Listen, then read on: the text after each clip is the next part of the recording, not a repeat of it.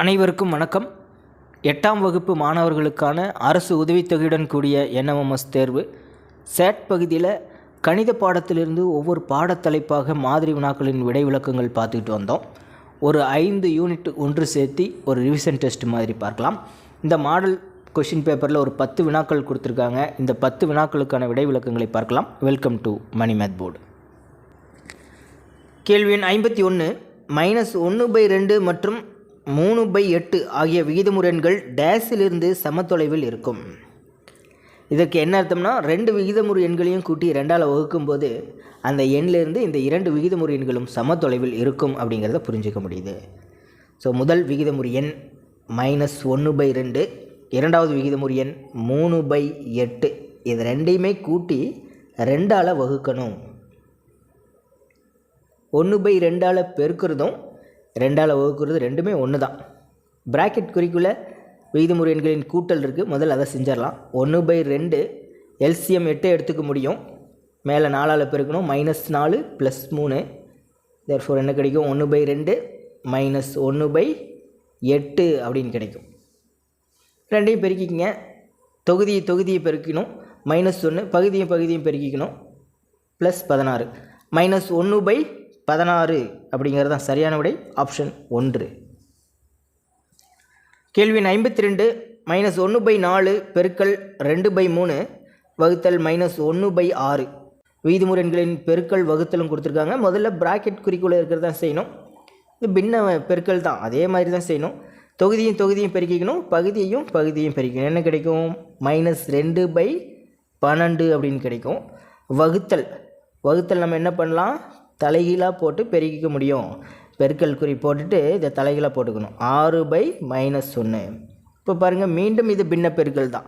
தொகுதியும் பெருக்கிக்கலாம். -12 பகுதியும் பெருக்கினாலும் -12. Minus cancel ஆகிடும்.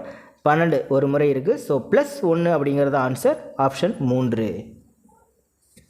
கேள்வி 53. பின்வருவனவற்றுள் எது கூட்டலின் சமணிப்பண்பை விளக்குகிறது? ஒரு எண்ணுடன் எந்த எண்ணை கூட்டினா நமக்கு அதே எண்ணை விடையாக கிடைக்கும் அப்படிங்கிறது தான் கூட்டல் சமணி பண்பு. எந்த ஒரு எண்ணுடனும் 0 கூட்டும்போது தான் அதே எண் ஆன்சராக கிடைக்கும். ஆப்ஷன் 2ல் பாருங்கள், 1/4 அது கூட 0 கூட்டும்போது அதே ஆன்சர் 1/4 கிடச்சிருக்கு. இப்போ கூட்டலின் சமணி பண்பை விளக்குவது ஆப்ஷன் 2. நம்ம ஃபார்முலா இப்படி படிச்சிருப்போம். A + 0 = A அப்படின்னு படிச்சிருப்போம். இதே கூட்டல் எதிர்மறை அது வேறு. ஒரு எண்ணுடன் எந்த எண்ணை கூட்டினா நமக்கு ஆன்சர் 0 கிடைக்கும் அப்படின்னு கேட்டிருப்பாங்க. இப்போ +A கூட -Aவை கூட்டும்போது நமக்கு 0 கிடைக்கும். இப்போ A அதனுடைய கூட்டல் நேர்மாறு -A. ஆனால் இது கூட்டல் சமணிப்பண்பு. இதே பெருக்கல் சமணிப்பண்புனா 1 எந்த ஒரு எண்ணுடனும் 1ஐ பெருக்கும்போது நமக்கு அதே ஆன்சர் கிடைக்கும். பாருங்கள், இதுதான் அது. இது பெருக்கல் சமணிப்பண்பு. ஆப்ஷன் 2ல் இருக்கிறது கூட்டல் சமணி பண்பு. கேள்வி எண் 54. 27 வர்க்கமானது எந்த எண்ணின் கணத்திற்கு சமம்? 27 வர்க்கம் அப்படின்னா 27 பெருக்கல் 27ன்னு அர்த்தம். எந்த எண்ணின் கணத்திற்கு சமம்? கணமூலம் கியூப் ரூட் ஆஃப் அப்படின்னு இதை எடுத்துக்க முடியும். கியூப் ரூட் ஆஃப் 27 எப்படி எழுதலாம்னா 3 பெருக்கல் 3 பெருக்கல் 3ன்னு எழுதலாம். மீண்டும் ஒரு 27 3 பெருக்கல் 3 பெருக்கல் 3ன்னு எழுதலாம். கனமூலம் அப்படிங்கும்போது 3 சமகாரணிகளுக்கு ஒரு காரணி வெளியே எடுத்துக்க முடியும். ஸோ 3 பெருக்கல் 3 = 9. 9இன் கணமும் 27இன் வர்க்கமும் சமமாக இருக்கும். சரியான விடை 9. ஆப்ஷன் 4. கேள்வி எண் 55. 5y / 5 - 2 5 10 எனில் y ஆனது டேஸ் ஆகும். இப்போ நமக்கு ஒரு ஃபார்முலா தெரியும். a⁻m = 1/a⁻mன்னு எழுத முடியும். அதே மாதிரி இங்கே வகுத்தலில் பாருங்கள், அடுக்கில் மைனஸ் இருக்குது. ஸோ இதை மேலே போட்டு அடுக்கில் ப்ளஸ் குறி போட்டுக்க முடியும். அதாவது 5y இன்ட்டு வகுத்தல் இருக்குது மேலே கொண்டாந்துடலாம். அடுக்கில் மைனஸ் இருக்குது, அது ப்ளஸ் ஆகிடும். = 5/10. இது பாருங்கள், a⁻m × a⁻n அப்படிங்கிற வடிவத்தில் இருக்குது. அடிமானம் சமமாக இருந்தால் பெருக்கலின் போது அடுக்குகளை ஆட் பண்ணிக்க முடியும். 5y + 2 = 5/10. அடிமானங்கள் சமமாக இருக்கும்போது அடுக்குகளை சமப்படுத்திக்க முடியும். ஒய் ப்ளஸ் 2 சமம் 10. இப்போ ஒய் சமம் +2 அந்த பக்கம் போனால் -2, 10ல் 2 போயிடுச்சுன்னா 8. இப்போ ஒய்யின் மதிப்பு 8 ஆகும். ஆப்ஷன் 3. கேள்வி எண் 56. ஒரு நேர்கோட்டின் மீதமையும் கோணங்களின் கூடுதல். ஒரு நேர்கோணம்னா இதுதான். இந்த நேர்கோட்டின் மீது எத்தனை கோணங்கள் அமைந்தாலும் சரி அந்த கோணங்களின் கூடுதல் கண்டிப்பாக 180 டிகிரியாக இருக்கணும். ஸோ 180 டிகிரி தான் சரியான விடை. ஆப்ஷன் 1. கேள்வி எண் 57.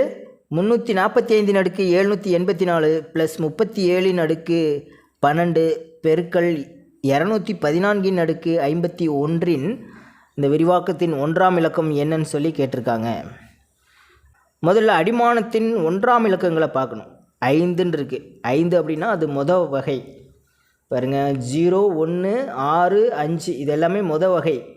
அடிமானத்தின் 1ஆம் இலக்கம் இந்த 4 இலக்கங்களுக்குள்ளே ஏதாவது ஒன்று வந்துருச்சுனாவே அடுக்க நம்ம பார்க்கவே தேவையில்லை. விரிவாக்கத்தின் 1ஆம் இலக்கமும் சேம் அதே தான் வரும். ஸோ 5ன்னு வந்ததுனால விரிவாக்கத்தின் 1ஆம் இலக்கம் 5 தான். ப்ளஸ் இங்கே பாருங்கள் அடிமானம் 37 1ஆம் இலக்கம் 7. 7ன்னு வந்துருச்சுன்னா இது வகை 3. வகை 3ல் என்னென்ன நம்பர்ஸ் வரும்? 2, 3, 7, 8. வகை 2ல் 4ம் 9ம் வரும். அடிமானத்தின் 1ஆம் இலக்கம் 7ன்னு வந்துட்டாவே இது வகை 3. வகை 3ல் என்ன பண்ணணும்னா அடுக்கை 4ஆல் வகுக்கணும். மீதி எவ்வளோ வருதுன்னு பார்க்கணும். அடுக்கு 12 4ஆல் வகுத்தோம்னா மீதி 0ன்னு வரும். ஸோ மீதி 0. இப்போ 7ன் அடுக்கு 1 எவ்வளோ வரும்? 7ன் அடுக்கு 1 7 தான். 7ன் அடுக்கு 2 49. 7 கியூப் 343. 7ன் அடுக்கு 4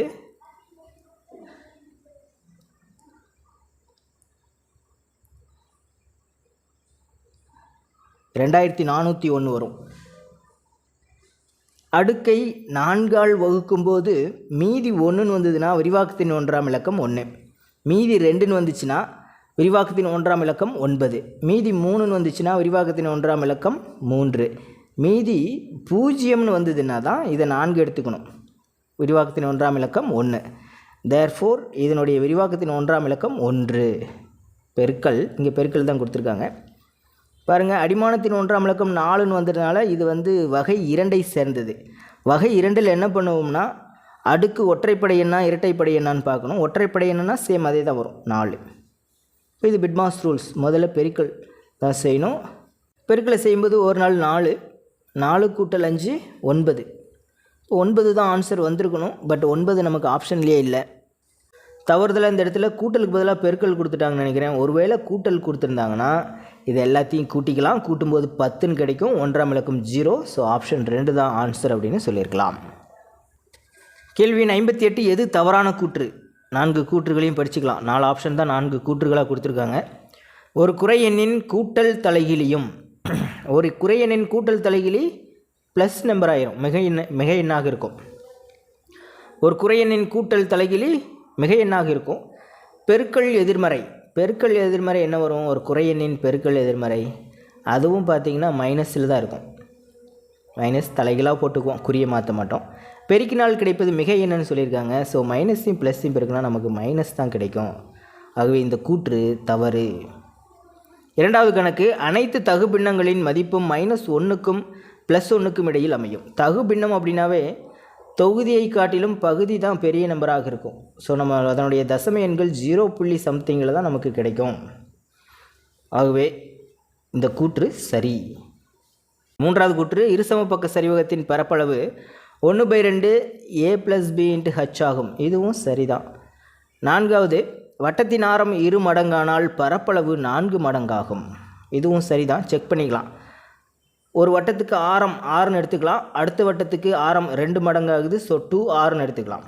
ஆரம் 6ங்கும்போது வட்டத்தின் பரப்பளவு πr² தான். 2r இருக்கும்போது π 2r². இப்போ πr² = 4 × πr² அப்படின்னு வரும். இப்போ πr²க்கும் கேன்சல் பண்ணிட்டோம்னா 4 மடங்கு. ஸோ இது கரெக்ட் தான். கேள்வி 59. ஒரு கூட்டு வடிவம் கொடுத்துருக்காங்க. இதனுடைய பரப்பளவு என்ன அப்படின்னு சொல்லி கேட்குறாங்க.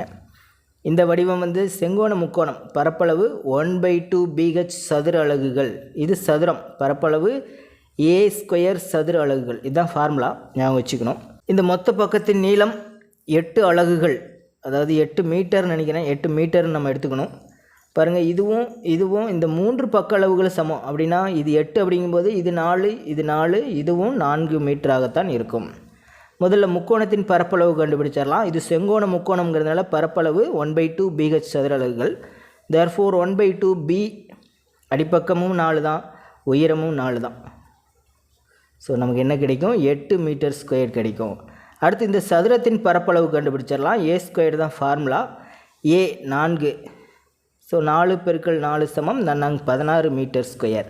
இது ரெண்டையும் ஆட் பண்ணிக்கிட்டோம்னா 8 + 16 24 மீட்டர் ஸ்கொயர்டு. ஆப்ஷன் 3. கேள்வி எண் 60. பொறுத்துக. சாய் சதுரத்தின் பரப்பளவு. 2 ஃபார்முலா இருக்குது. சாய் சதுரத்தின் மூலை விட்டங்கள் மட்டும் கொடுத்துருந்தாங்கன்னா 1/2 D1 × D2 சதுர அலகுகள், அல்லது பக்க அளவுகள் கொடுத்துருந்தாங்கன்னா BH சதுர அலகுகள். நமக்கு இந்த ஆப்ஷனில் எது இருக்குன்னு பார்த்தா BH சதுர அலகுகள் தான் இருக்குது. ஸோ இதுதான் ஏவுக்கான ஆன்சர். வட்டக்கோண பகுதியின் பரப்பளவு θ°/360° × πr². இதுதான் பி. கால்வட்டத்தின் பரப்பளவு. வட்டத்தின் பரப்பளவை 4ஆல் வகுத்துக்க வேண்டியதான். இணைகரத்தின் சுற்றளவு. பாருங்கள், பரப்பளவு கிடையாது, இது மட்டும் சுற்றளவு. 2 × A + B அலகுகள். செவ்வகத்தின் பரப்பளவு LB சதுர அலகுகள். ஸோ இதுதான் ஏ. இப்போ சரியான விடை ஆப்ஷன் 3. இந்த ரிவிஷன் டெஸ்ட் மாடல் கொஷின் பேப்பரில் யூனிட் 1 முதல் 5 வரை கவர் பண்ணியிருக்காங்க. இதே மாதிரி வினாத்தாளில் அறிவியல் பாடத்திலிருந்து கொடுக்கப்பட்டிருக்கும் 20 மாதிரி வினாக்களின் விடை விளக்கங்களை அடுத்த வீடியோவில் பார்க்கலாம். தேங்க்யூ.